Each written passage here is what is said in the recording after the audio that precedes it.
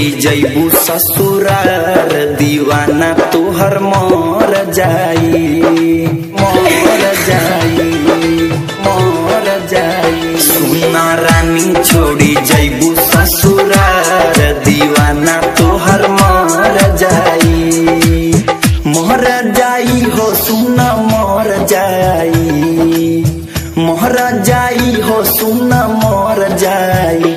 जानी रोवा याराऊ जानी रोवा याराऊ सैया से तला लेके मिले जल्दी आई। सुना रानी छोड़ी जैबू ससुरार दीवाना तोहर मर जाई दीवाना तोहर मर जाई।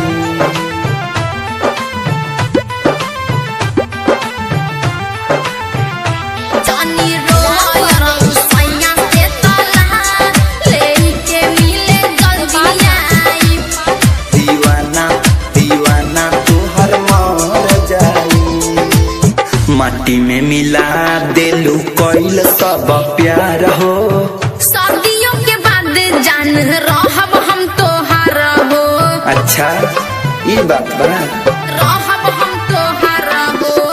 माटी में मिला देलू कोइल सब प्यार हो शादियों के बाद जान रहब हम तोहार हो। भूला बना हो भूला बना भूला बना हो भूला बना। साचे साचे बतिया दिल के बताई याराऊ हो मिले जल्दी आइब। सुना रानी छोड़ी जैबू ससुरार दीवाना तोहर मर जाई दीवाना तोहर मर जाई। आप सुन रहे हैं एजी एंटरटेनमेंट की धमाकेदार प्रस्तुति। जानी रोवा याराऊ सैया से तला लेके मिले जल्दी आई। दीवाना दीवाना तोहर मर जाई। कसम बा प्यार के जनी हम के भूलई हा प्रेमी परदेसी कुछ दिन मन के मनई हा मन के मनई हा मन के मनई हा। कसम बा प्यार के जनी हम के भूलई हा प्रेमी परदेसी कुछ दिन मन के मनई हा।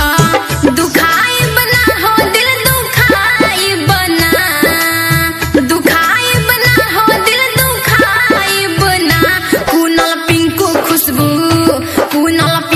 खुशबू कबो ना ठुकराई याराऊ हो मिले जल्दी आइब। सुना रानी छोड़ी जैबू ससुरार दीवाना तोहर मर जाई। तमाशा डिजिटल रिकॉर्डिंग स्टूडियो।